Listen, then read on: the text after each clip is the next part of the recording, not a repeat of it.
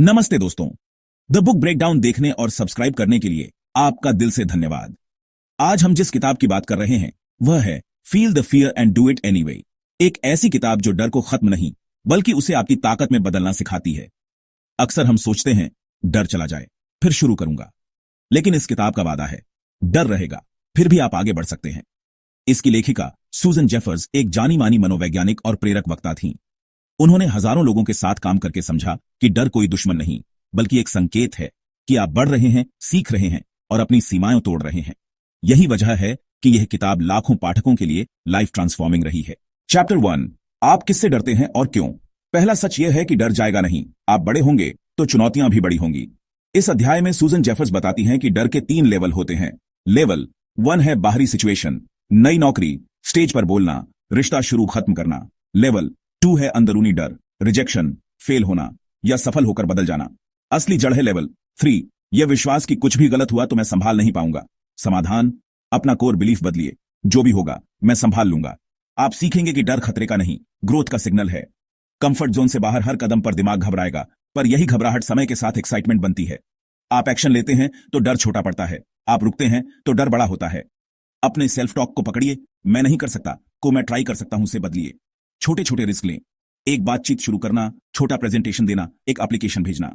हर छोटी जीत आपके मैं संभाल सकता हूं मसल को मजबूत करती है।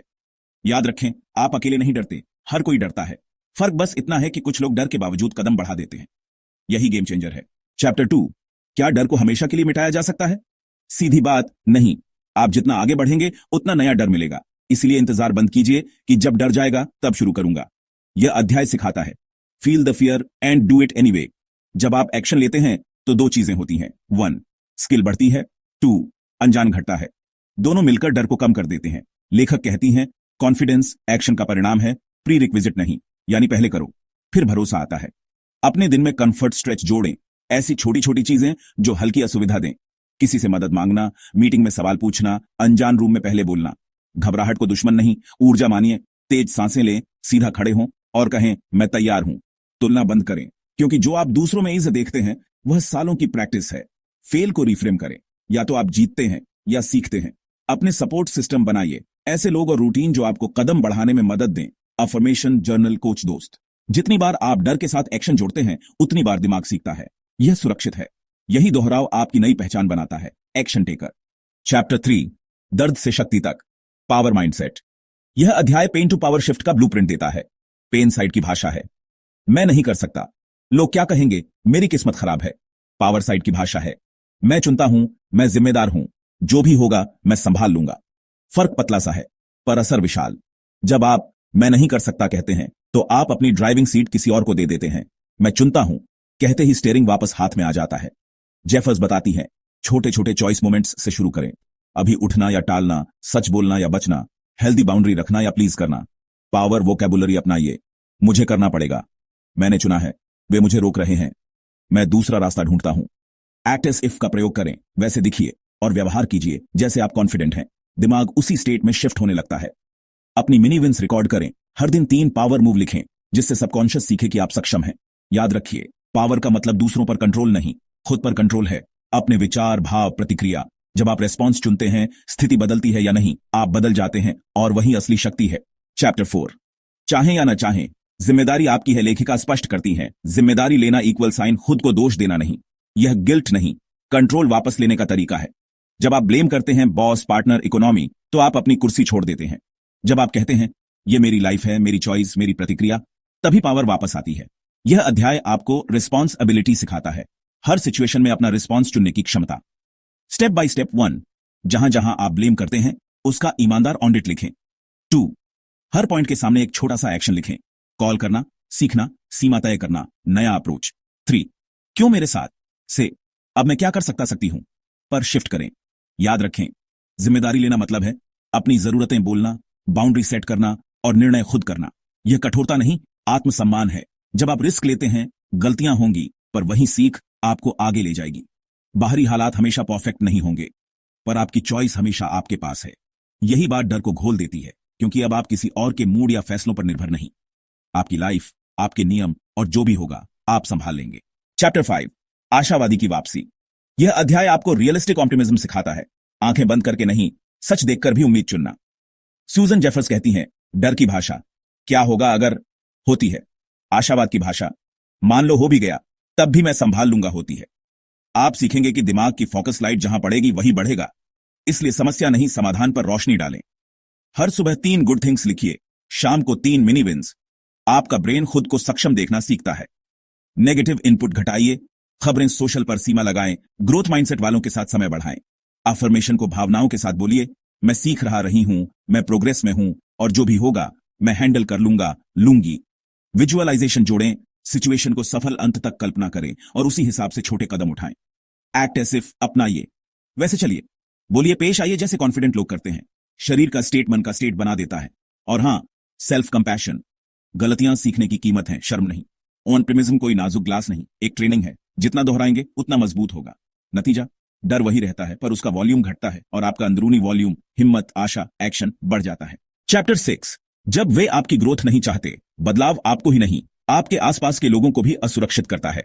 यह अध्याय बताता है कि दूसरों की असहजता आपके ब्रेक पर पैर रखने की वजह नहीं होनी चाहिए। सबसे पहले इरादे साफ करें, मैं किस इंसान में बदलना चाहती हूं। फिर बाउंड्री सेट करें, मैं तुम्हें प्यार सम्मान करती हूं पर यह निर्णय मेरा है। फीडबैक को डेटा मानिए, वर्डिक्ट नहीं। काम की बात लें, बाकी छोड़ दें। पीपल प्लीजिंग की कीमत लिखिए, रिश्ते बचते दिखते हैं पर आपका आत्मसम्मान रिश्ता जाता है। अपने सपोर्टर्स पहचानिए, वे लोग जो आपके नए कदमों पर ताली बजाएं, ना कि हर बार डर का रिमोट दबाएं। आई स्टेटमेंट्स काम में लें, जब ऐसा होता है मुझे छोटा महसूस होता है, मुझे इसकी जगह यह चाहिए। टकराव से बचने के लिए क्लैरिटी प्लस करुणा अपनाइए, धीमे पर दृढ़ स्वर में। छोटे छोटे डिसएग्री अभ्यास करें, कॉफी ऑन ऑर्डर बदलना, मीटिंग में अलग राय रखना, ताकि नर्वस सिस्टम सीख ले कि असहमति इक्वल साइन खतरा नहीं। याद रखें, जो आपको सच में चाहते हैं वे आपकी ग्रोथ जगह देंगे, जो नहीं चाहते वे आपको छोटा रखने की कोशिश करेंगे। आपका काम है विनम्र रहकर भी अपने सपनों का स्टीयरिंग अपने हाथ में रखना। चैप्टर 7, नो लूज डिसीजन कैसे लें। जेफर्स का master tool, no lose model. मान लीजिए ए और बी, किसी एक को सही गलत बनाने की जगह दोनों को ग्रोथ बनाइए। आप जो भी चुनेंगे सीखेंगे और जो नहीं चुनेंगे वहां से भी क्लू मिलेंगे। 5 काम के कदम। 1, इंटेंट तय करें, मैं किस वैल्यू को बढ़ाना चाहती हूं, सीखना, स्वतंत्रता, सेवा। 2, इंफॉर्मेशन लीजिए, ओवरथिंक नहीं, जरूरी डेटा तक सीमित रहें, फिर डेडलाइन सेट करें। 3, बॉडी विजडम सुने, शरीर कहां रिलैक्स होता है। डर और इंट्यूशन अलग दिखते हैं, डर हड़बड़ी है, इंट्यूशन शांत फुसफुसाहट। 4, कमिट प्लस कोर्स करेक्ट, निर्णय के बाद पूरा खेलिए, जो सीख मिले उसके हिसाब से रास्ता एडजस्ट करें। 5, रिग्रेट रिफ्रेम, भविष्य का मैं कहेगा, धन्यवाद तुमने खेला तो सही। माइक्रो प्रैक्टिस, हर दिन 3 छोटे निर्णय टाइम लिमिट के साथ लें। क्या पहनना, किसे कॉल करना, किस टास्क से शुरू करना। निर्णय हिचक का इलाज, निर्णय लेना। और जब आप नो लूज जीना सीख जाते हैं तो फोकस सही चुनाव से हटकर पूरे दिल से खेलना पर आ जाता है। यहीं से डर की पकड़ ढीली होती है।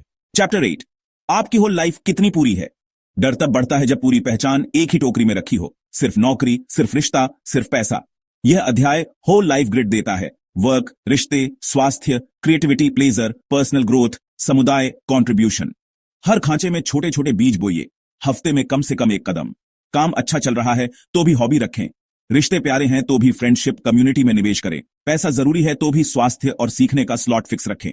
इससे क्या होता है, रिजिलियंस, एक क्षेत्र हिले तो बाकी थाम लेते हैं, डर का सब खत्म, नैरेटिव टूट जाता है। टाइम नहीं है का बहाना।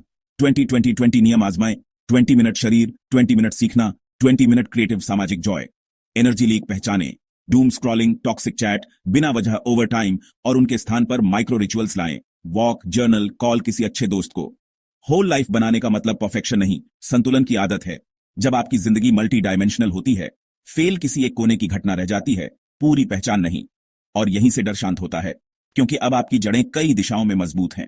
चैप्टर 9, सिर हिलाइए, हां कहिए। यह अध्याय आपको यस हैबिट सिखाता है। जिंदगी के मौके पर डिफॉल्ट रिएक्शन ना नहीं, हां रखना।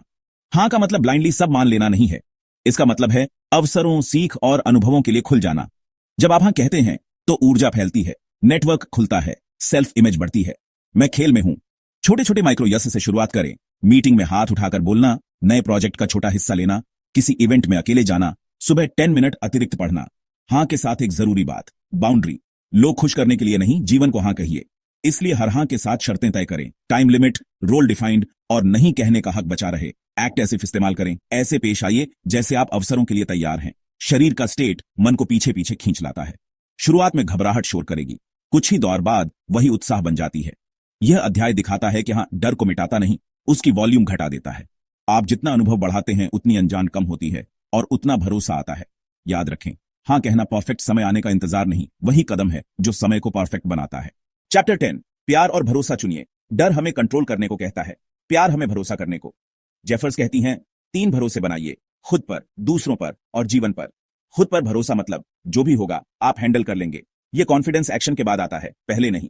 दूसरों पर भरोसा नादानी नहीं, वाइज ट्रस्ट है। स्पष्ट उम्मीदें, छोटी छोटी जिम्मेदारियां देकर परखना और बाउंड्री स्पष्ट रखना।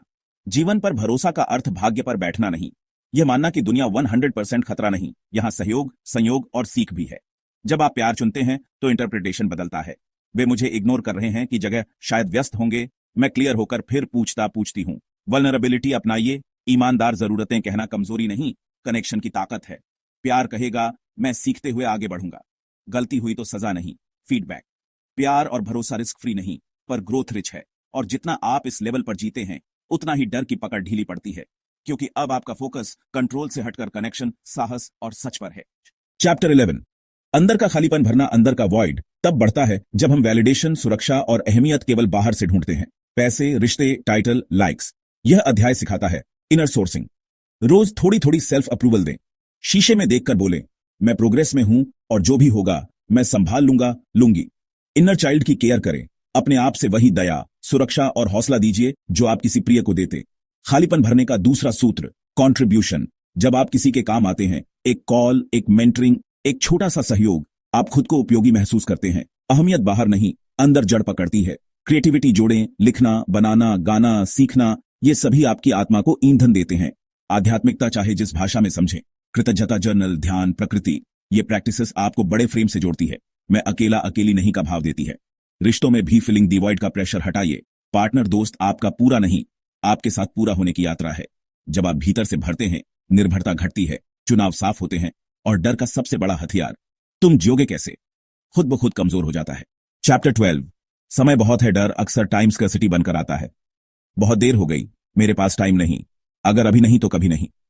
जेफर्स इसका इलाज देती है, टाइम एबंडेंस माइंडसेट। सच ये है, आपके पास उतना ही समय है जितना किसी के पास। फर्क है प्रायोरिटी और उपस्थिति में। सबसे पहले शुड्स की लिस्ट आधी करिए। जो आपकी वैल्यू से मेल नहीं खाता उसे नम्र ना कहिए। दिन को वैल्यू बेस्ड ब्लॉक्स में बांटिए। काम, स्वास्थ्य, रिश्ते, सीख, आनंद, हर ब्लॉक में छोटा सा कदम। परफेक्शन समय चूसता है, प्रोग्रेस समय बनाता है। 25-5 या 50-10 जैसे रिदम पर काम करें। बीच बीच में माइक्रो ब्रेक दिमाग रीसेट करते हैं, आउटपुट बढ़ता है। मैं लेट हूं की जगह मैं अभी शुरू कर रही हूं, यही वाक्य आपकी ऊर्जा बदल देता है। अनिश्चित कामों के लिए बफर रखें।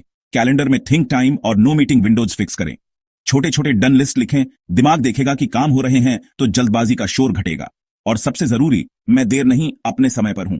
जब आप ऐसा जीते हैं तो घड़ी आपकी दुश्मन नहीं रहती, वह आपकी सहचालक बन जाती है। नतीजा, कम भागदौड़, ज्यादा कंसिस्टेंसी, और डर, उसकी रफ्तार आप तय करते हैं, वह आपकी नहीं। निष्कर्ष, अगर इस पूरी यात्रा को एक वाक्य में समेटना हो तो यही, डर रहेगा पर आप उससे बड़े हैं।